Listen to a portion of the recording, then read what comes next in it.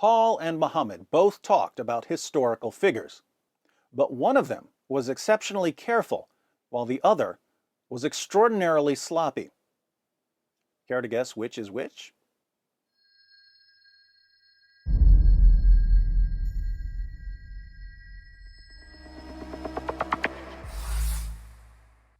In Surah 18, Allah tells us that Dhul Qarnayn, usually identified as Alexander the Great, traveled so far west, he found the place where the sun sets.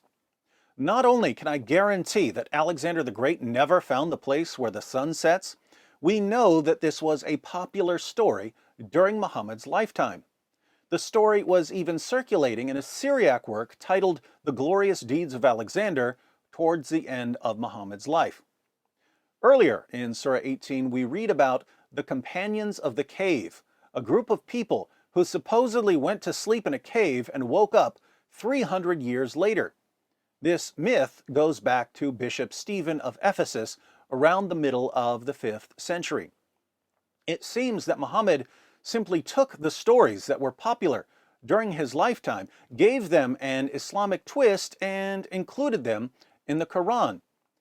What's interesting is that even the pagans of Mecca were better at recognizing fiction than Muhammad was. In Surah 6, verse 25, Allah says to Muhammad, "When they come to you to argue with you, the unbelievers say, 'These are nothing but fables of the men of old.'" Here we have pagans saying, "Muhammad, you don't really believe these stories, do you?" So we know that Muhammad was extremely sloppy and gullible when it came to stories about historical figures, which means that there's no way we can accept him as a reliable source of information about Jesus.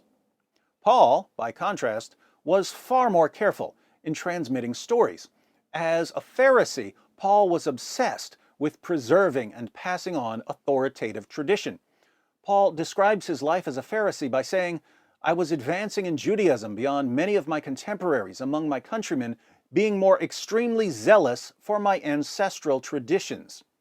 Paul's obsession with tradition doesn't go away when he becomes a Christian. He just changes the source of authority. As a Pharisee, he would have passed on traditions he obtained from respected rabbis. As a Christian, he passed on traditions he obtained from Jesus' apostles.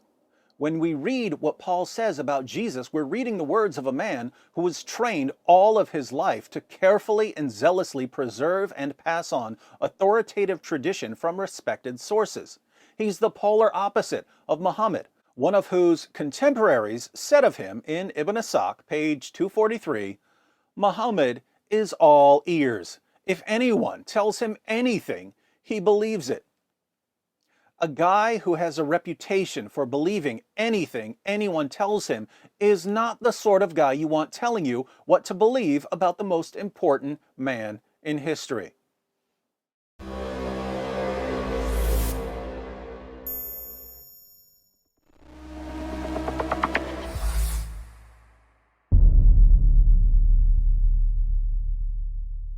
Hi everyone, thanks for watching. In case you stumbled upon this video while browsing or searching, I wanted to let you know that it's part of a series comparing Paul and Muhammad. So if you'd like to see the full series, be sure to click on the playlist.